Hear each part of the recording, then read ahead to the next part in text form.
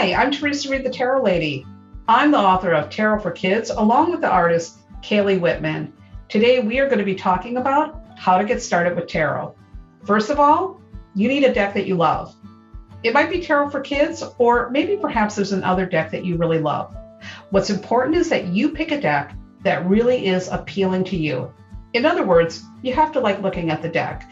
So this may be the deck for you, or maybe there's a deck with animals or something else that you really love. Just remember, it has to be a deck that you love. So make sure, first of all, that you get a deck that you enjoy working with. Next, you got to take good care of your deck. Decks can get ruined if you are using them a lot. So you want to make sure that you're storing them properly. Now, of course, you can always keep your deck in the box that it comes in. Many people do that.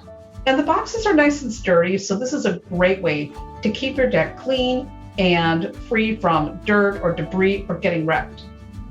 However, a lot of tarot people, we love our bags. And you can get any kind of a bag. You can buy these at craft stores. You can make your own. You can buy them online. There's many, many beautiful bags that you might find to store your deck in. Personally, that's how I love storing my deck, because I love a pretty bag.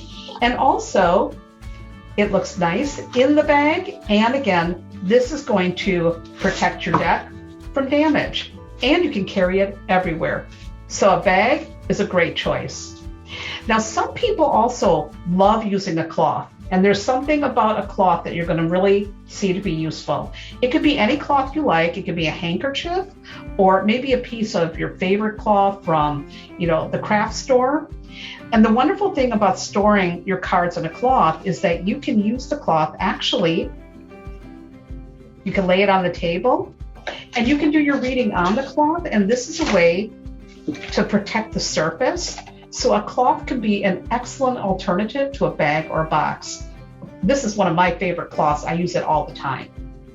Now, the next thing that you need to know is, before you get started working with tarot, is you need a way to record your readings. Why? Because when you are first getting started, you want to write down the readings. You want to write down what you're discovering with the tarot, because that is going to help you to really absorb the information. And you can go back later and look at what you've written and see how the cards have worked out for you. So what's important is that you find a journal that you like. I love Hello Kitty, so you might want something fun like this, or maybe you want something plain. Find a journal that you really love, that you know you're going to enjoy writing in.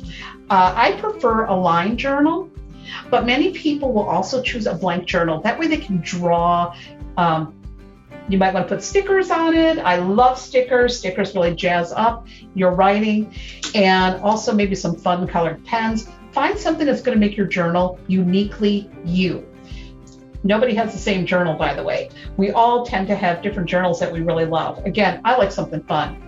And what you want to do is, when you do a reading for yourself or for somebody else, you record it in the journal. So you want to write down the date that you did the reading, the cards that you chose, the question that you asked, and then you want to write down your interpretation.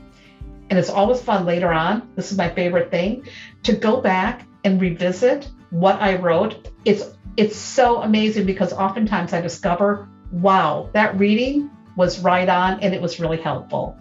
So before you begin working with your decks, the other thing I want to tell you is you want to wash your hands. This is the one thing. Decks can get very sticky, especially if you shuffle them as often as I do. I work with tarot all the time, every day. And if you do not keep your hands clean, the deck will get wrecked pretty quickly. So make sure you always wash your hands before you begin working with tarot. Also, there's another reason why. When we're washing our hands, we're creating the energy so that we're nice and calm and ready to begin working with tarot. When you first get your tarot deck, here's the big secret. You want to spend as much time with it, shuffling it all the time. This way, I call this seasoning the deck. You're preparing the deck, you're making a connection with it. And the more you shuffle it, the more the deck gets comfortable in your hands, and the more you get to know the deck. I also recommend looking at the cards every day, and maybe even writing down a couple of your own thoughts about what the card means to you in your journal. This is, again, a great way to get started and to get familiar with the deck. Now, there are some tarot readers that say that One way to get really familiar with the deck is to put it under your pillow and sleep with it. But I don't think that's a good idea. If you sleep with cats like I do, chances are they're going to wreck your deck. So a better way to get to know your deck is to spend a lot of time with it. And that is my best tip for how to get started with tarot.